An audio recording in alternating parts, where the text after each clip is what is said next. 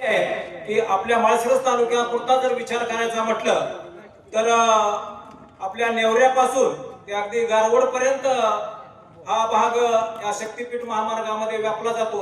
वस्तुस्थिती आहे या ठिकाणी कोल्हापूरहून या ठिकाणी यातील तज्ञ मंडळी उपस्थित आहेत की या महामार्गात किती जमीन जाते, काय जाते याची फारशी कोणालाही कल्पना नव्हती, परंतु आपण ज्याचा अभ्यास केला त्याची त्रोटक माहिती बनवली आणि ही माहिती बनवत असताना असं समजलं की हा 350 फुटाचा हा महामार्ग आहे आणि सर्वांच्या माहिती हा 350 फुटाचा महामार्ग आहे। 350 फूट म्हणजे जवळपास 1.5 एकर रान। माझ्या माहितीनं 1.5 एकर या रानातून हा शक्तीपीठ महामार्ग एका वेळी जातो आणि 1.5 एकरातून जात असताना जवळची शेती आहे त्या ठिकाणी उपलब्ध असणारे जे स्रोत आहेत हे स्रोत संपूर्ण नष्ट होत आहे। ही भावना ज्यावेळेस शेतकऱ्यांच्या लक्षात आली आणि त्यावेळेस सर्व ग्रामस्थ ज्यांच्यातून हा रस्ता जातो ते सर्व जागृत झाले गेले आणि आम्ही लगेच तातडीची एक बैठक बोलवली निमगाव मध्ये मारुतीच्या मंदिरामध्ये आणि त्या बैठकीमध्ये सांगितलं की हा शक्तीपीठ महामार्ग हा कसा नुकसानकारक आहे, तो शेतकऱ्यांचा कसा नरडीचा घोट घेतोय हे सर्वांना समजून ज्यावेळेस सांगितलं गेलं आणि त्यावेळेस लोकांची जागृती झाली गेली। आणि हे करत असताना मी कोल्हापूरच्या पाहुण्यांसाठी सांगू इच्छितो की हे जे निमगाव गाव आहे या निमगाव गावाच्या ज्या पश्चिम बाजू आहे त्या पश्चिम बाजूतून नीरा उजवा कालवा जातोय। त्याचबरोबर या ठिकाणी आमचा एक निमगाव इरिगेशन तलाव आहे की हा तलाव पाव टीएमसीचा तलाव आहे आणि त्याचबरोबर 11 पाझर तलाव आहे। त्यामुळे हा दुष्काळ हा या गावाला हा शब्द लागू होत नाही, फारसा दुष्काळ हा शब्दच नाही। कधी मध्ये 10-15 वर्षातून एखादा दुसरा दुष्काळ पडला असेल तर तेवढंच।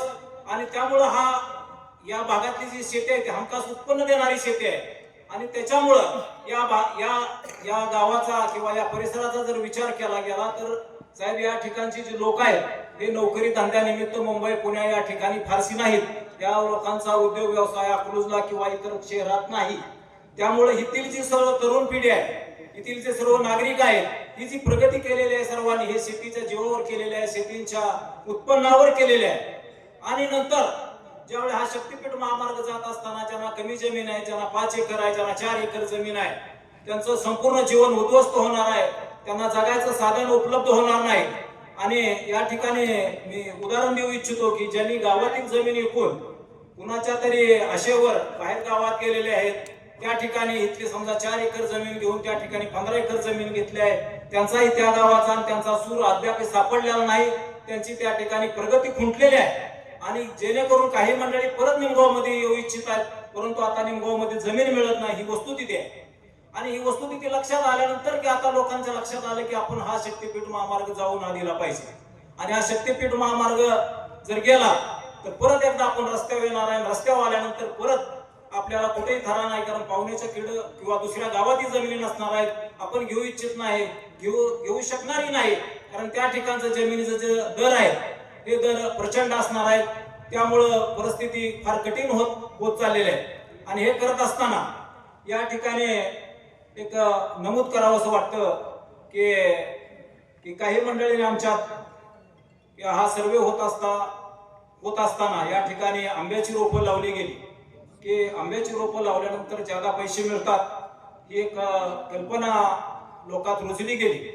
त्यामुळं काही मंडळींनी पदरचे पैसे घातले आणि काहींना आमिष दाखवलं गेलं आणि परत एकदा शेतकरी निराशाच्या गर्तेत टाकला गेला आणि त्या ठिकाणी आंब्याची रोपं लावली गेली। आणि आंब्याची रोपं लावत असताना ज्या जमिनीत ज्याचा पीक आहे ते पीक जमीनदोस्त केलं गेलं आणि त्या ठिकाणी आंब्याची रोपं लावली गेली। हे करत असताना मग त्याच्यामध्ये लोकांच्या मनात संभ्रम निर्माण झाला की खरंच आहे का किंवा खरंच काय परिस्थिती आहे। आणि हा संभ्रम निर्माण दूर करायचं काम या ठिकाणी ज्या वेळेला वेळापूर येते बाबांच्या मार्गदर्शनाखाली ज्यावेळे राजू शेट्टी साहेबांचा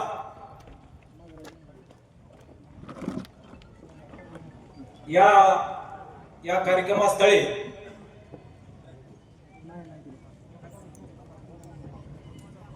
दोनच मिनिटांमध्ये कार्यक्रमाचे प्रमुख मार्गदर्शक या महाराष्ट्राचं वादळी नेतृत्व, उद्याच्या महाराष्ट्राचं भविष्य वेळापूरच्या सभेमध्ये अतिशय सखोल असं शेतकऱ्यांना मार्गदर्शन केलं की तुम्हाला परत कधीही जमीन मिळणार नाही आणि तुम्ही एकदा भिके कंगाल झाल्यानंतर तुम्हाला कुणीही विचारणार नाही आणि कोणताही नेता तुमच्या बरोबर नसणार आहे, कोणताही पुढारी तुमच्या बरोबर नसणार आहे आणि कुणीही नसणार आहे. तुम्ही माणसात माणूस म्हणून जगू शकत नाही. त्यामुळे तुम्ही आताच पासून या संघर्षाला तोंड द्या आणि तुम्ही रस्त्यावर उतरा. तुम्ही ज्या वेळेला एक पाऊल असाल, एक पाऊल तुम्ही टाकलं तर मी 2 पाऊल तुमच्या पुढे आहे. हा विश्वास त्याने वेळापूरच्या सभेत दिला की मी तुमच्या समवेत आहे आणि मी कोल्हापूर येऊन या ठिकाणी मी तुमच्या समवेत आहे. तुम्ही तर स्थानिक आहात, तुम्ही आमच्या पुढे पाहिजे आणि मी तुमच्या बरोबर सोबत आहे. हा शब्द त्यांनी दिल्यानंतर येथील जे लोकांची जनजागृती झाली गेली आणि राजू शेट्टीने शब्द दिला म्हटल्यानंतर आमच्या ग्रामस्थांच्या या बाधितांच्या अंगावर मुठभर मांस आलं आणि म्हणूनच ही आज गर्दी या ठिकाणी जमली गेली. या ठिकाणी मी सर्वांच्या माहितीसाठी सांगू इच्छितो, काही मंडळीने हा मार्ग जाणार आहे म्हटल्यानंतर काहीने आता येणे करून घेतलेला आहे. त्याच्यासाठी रात्रंदिवस कागदपत्र गोळा करण्याचं काम त्या ठिकाणी यांनी केलेलं आहे. मग आता आपण ज्यावेळेला बघतो, आपण ज्यावेळेला बाहेर चर्चा करतो, येणे हा म्हटल्यानंतर त्याला वर्ष लागतात, 6 महिने लागतात किंवा 3 महिने लागतात. त्यासाठी लागणारे सर्व रिपोर्ट आहेत, ते रिपोर्ट सर्व किंवा कागदपत्र सर्व जमा करण्यास फार वेळ लागतो.